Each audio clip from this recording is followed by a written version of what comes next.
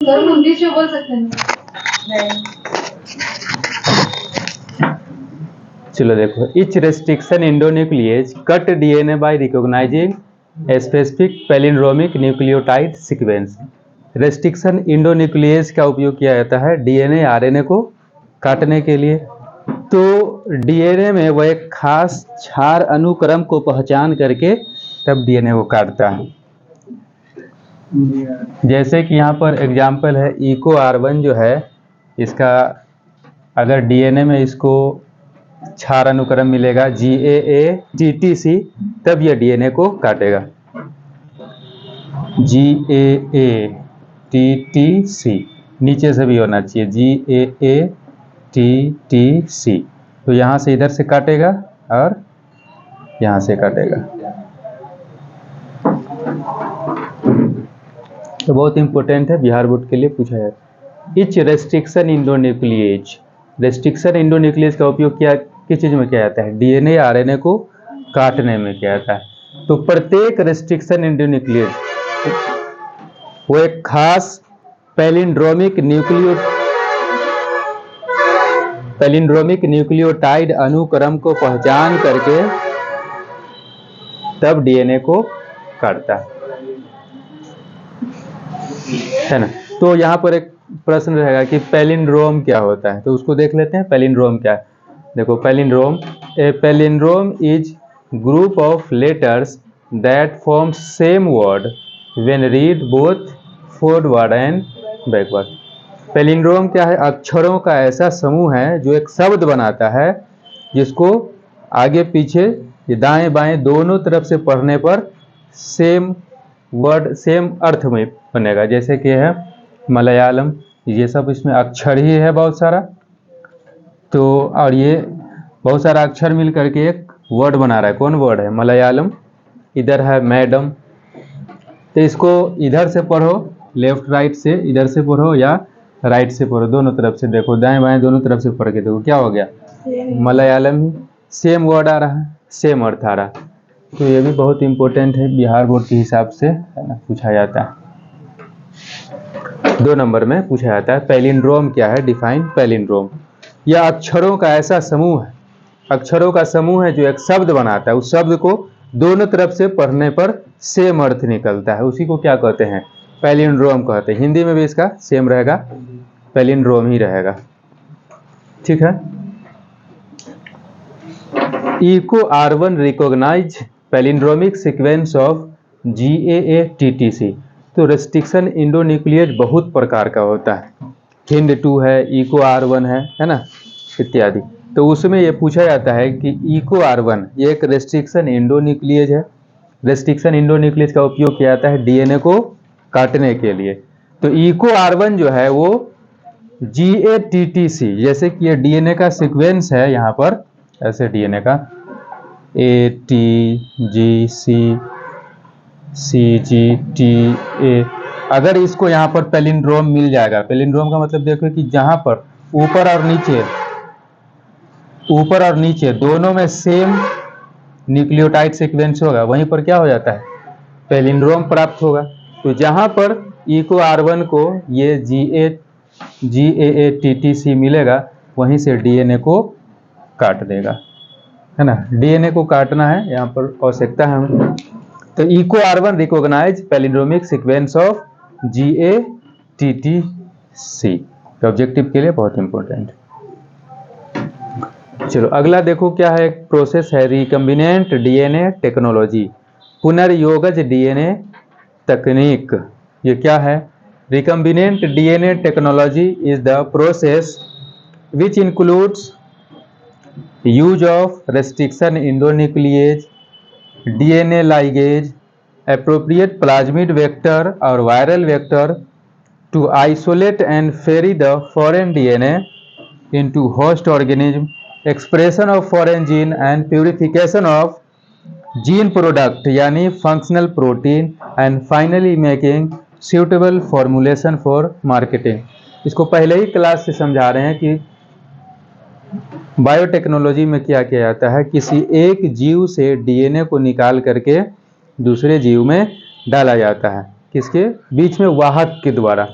तो कोई एक ऐसा जीव है जिसमें कुछ अच्छा प्रोटीन बन रहा है, कोई अच्छा प्रोडक्ट बन रहा है, अब वहाँ कम स्तर पर बनता है, हमें दूसरे ज़्यादा स्तर पर बनाना है, बहुत ज़्यादा बनाना है, तो उसमें से डीएनए को निकाला जाता है, निकाल करके वेक्टर के साथ जोड़ करके तब किसी तीसरे जीव में दूसरे जीव में भेजा जाता है।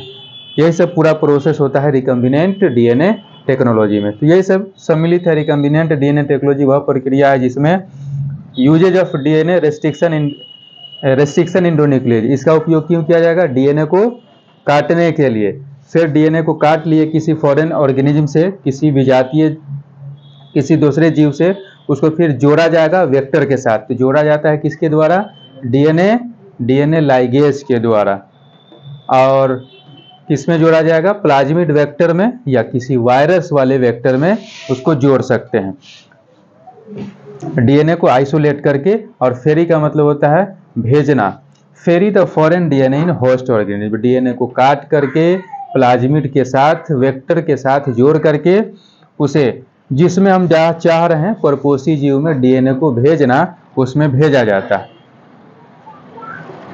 अब ये जो फॉरेन डीएनए आया या जीन आया उसको एक्सप्रेस भी कराया जाएगा। यानी बताए थे कि प्रोटीन बनाने का जो जिम्मेदारी है वो किसके अंदर है? कौन निर्देश देता है प्रोटीन बनाने के लिए? जीन। और डीएनए के खंड को ही जीन कहते हैं। तो एक्सप्रेशन ऑफ फॉरेन जीन, बाहरी जीन जो लाया गया उसका एक्सप्रेशन कराया जाएगा और प्रोडक्ट को बनाया जाएगा। And purification of gene product, यहाँ पर जीन एक्सप्रेस करके जो प्रोडक्ट बनाया, प्रोटीन वगैरह जो भी बनाया होगा उसका प्यूरिफिकेशन किया जाएगा। एंड यानी functional protein, purification of gene product. Gene product से ज़्यादातर हम लोग का लक्ष्य क्या होता है? प्रोटीन ही बनाना। तो प्रोटीन का प्यूरिफिकेशन किया जाना। And finally making suitable formulation for marketing, और उसको बाजार में बेचने के लिए उसका साफ सफाई और जो क्रिया होता है उसका करना, ये सभी प्रोसेस सम्मिलित होता है रिकम्बिनेंट डीएनए टेक्नोलॉजी में, है ना। तो ये 5 नंबर में पूछा जाता है बिहार बोर्ड में, बहुत इंपॉर्टेंट है, इसको टिक लगा लो।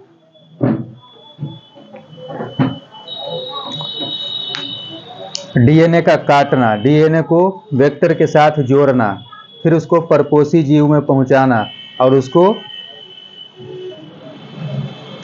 फंक्शनल जीन जो होगा, एक्सप्रेशन ऑफ फॉरेन जीन, उसे एक्सप्रेस करा करके अपना जीन उत्पाद बनाना, जैसे कि प्रोटीन वगैरह होता है, और उस प्रोटीन को फिर बाजार में बेचने के लिए फॉर्मुलेशन तैयार करना, ये सभी सम्मिलित होता है रिकम्बिनेंट डीएनए टेक्नोलॉजी में। तो उसी को डायग्राम के द्वारा यहाँ पर दिखाया गया है। देखो कोई फॉरेन डीएनए है, देखो बाहर से बाहरी कोई डीएनए है और हमको डालना है किसके साथ? डायरेक्ट किसी दूसरे ऑर्गेनिज्म में नहीं डालेंगे, वो वेक्टर के द्वारा उसमें डाला जाएगा, है ना। तो ये हमारा फॉरेन डीएनए है, इसको लाल से दिखा रहे हैं, और ये वेक्टर डीएनए है। फॉरेन डीएनए को वेक्टर डीएनए, वेक्टर डीएनए मतलब ये क्या है? प्लाज्मिड। किसका था डीएनए? प्लाज्मिड, साल्मोनेला टाइफिमुडियम का ही था, तो उसी का डीएनए होता है, एक्स्ट्रा क्रोमोसोमल डीएनए। तो इस डीएनए को काट के इसके डीएनए के साथ लगा देंगे, तो वही है same restriction endonuclease cutting both foreign DNA and vector DNA at specific point. एक ही रेस्ट्रिक्शन इंडोन्यूक्लियेज से दोनों को काटा जाएगा, फॉरेन डीएनए को भी और वेक्टर डीएनए को भी काट दिए, यहाँ टुकड़ा टुकड़ा कर दिए, इसको भी काट दिए। अब इसको डीएनए का जो टुकड़ा होगा इसको इसके साथ जोड़ देंगे, तो लिखा हुआ है DNA ligase, DNA ligase join foreign DNA to plasmid. DNA ligase, DNA को जोड़ने के लिए जो एंजाइम होता है उसे कहते हैं डीएनए लाइगेज। डीएनए लाइगेज की मदद से जो विजातीय डीएनए था इसको जोड़ देंगे किसके साथ? प्लाज्मिड के साथ जोड़ दिए, है ना। तो यहाँ जुड़ गया, ये पहले क्या था? वेक्टर डीएनए, और ये जो अभी जोड़े हैं प्लाज्मिड डीएनए। अब ये जो दोनों बन गया, मिक्सचर हो गया एक हिसाब से, तो इसको कहते हैं रिकम्बिनेंट डीएनए, पुनर्योगज डीएनए। अब इस डीएनए को क्या करेंगे? बैक्टीरिया के अंदर, जैसे कि एस्चेरिचिया कोलाई के अंदर ये भेजा जाएगा इसको, है ना। अब एस्चेरिचिया कोलाई क्या करेगा, इसके अंदर ये डीएनए चला गया, ये अपना एस्चेरिचिया कोलाई डीएनए की संख्या को बढ़ाएगा, और जितना डीएनए बढ़ेगा उतना उसमें जीन की संख्या बढ़ेगी, और जीन बढ़ेगा, जीन के अंदर क्या होता है, प्रोटीन बनाने का इंफॉर्मेशन है, तो खूब सारा प्रोटीन बनाएगा, है ना। यहाँ पर है सेल डिवाइड, सेल डिवाइड यानी बैक्टीरिया का सेल डिवाइड करेगा और बहुत सारा इस प्रकार से हमारा जो प्रोटीन बनाना है या कोई भी प्रोडक्ट बनाना है बन जाएगा। फिगर में लिख देना इसको, diagrammatic representation of recombinant DNA technology. Recombinant